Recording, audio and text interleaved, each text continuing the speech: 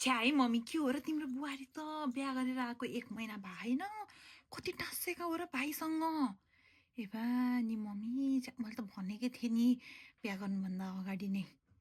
ए पढे लेखेकी छ, कति माया गर्छ मलाई। तपाईँलाई र मम्मीलाई त कहिले छुट्याउने, आफ्नै आमालाई आफ्नै दिदीलाई जस्तो गर्छ भनेर उहाँ कति कुरा गर्थ्यो। अहिले हामीले भनेको त केही पनि सुन्दैन के, केही सुन्दैन। भाइ यसो गर उसो गर्नु भन्यो भने रोक्नु है त, म पहिला कान्छीलाई सोधेर आउँछु भन्छ के। किन र त्यस्तो? अहिलेदेखि बिहा गरेको 1 महिना भएन मम्मी, भाइलाई यस्तो पारिसकी तिमीले दुःख पाउँछौ क्या, केही पनि भन्दिनौ। मेरी बुहारी गर्छौ, दुःख पाउँछौ। भरे त काम लाग्ने त मै होला के अरे। आफ्नी छोरीले भनेको त केही सुन्दिनौ। हेर त त्यहाँ त्यस्तरी मम्मी सुनि हौ, तिमी गरेर बोली हो।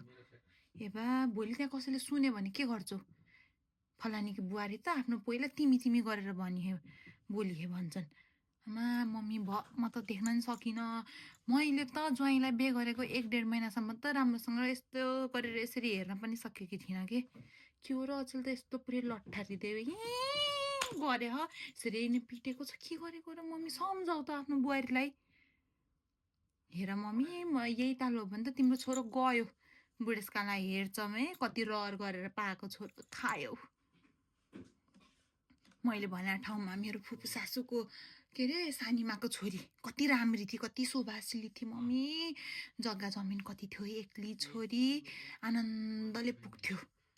भाइलाई केही दुःखै हुन्थेन। ल हेर त, न दाइजो लिएर हे न आमाजुलाई मुख हेर्दाखेरि एउटा छैन के केही पनि, सुतीको कुर्तामा टारी। भयो मम्मी छोडिदेऊ, मलाई त सम्झिन नि मन लाग्दैन। अमजुलाई त गरिन भिनाजुलाई गर्नु पर्दैन।